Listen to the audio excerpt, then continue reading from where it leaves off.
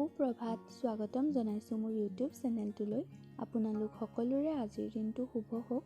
আহকচোন কেইটামান মহৎ লোকৰ বাণীৰে আজিৰ দিনটো আৰম্ভ কৰোঁ।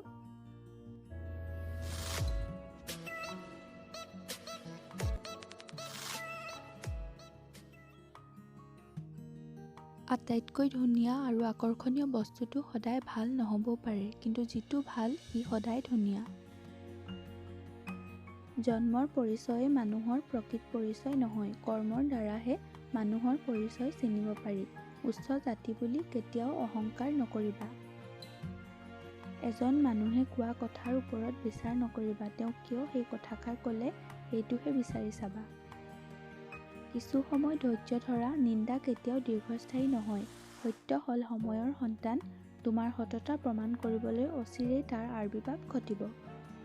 পৰিস্থিতি যিমানেই ভয় লগা নহওক কিয়, দৃঢ়তা আৰু আত্মবিশ্বাস থাকিলে জয়লাভ সুনিশ্চিত। যদি ভিডিঅ'টো চাই ভাল পালে তেনেহ'লে প্লিজ এটা লাইক কৰি দিব। থেংকছ ফৰ ৱাটছিং, বাই বাই।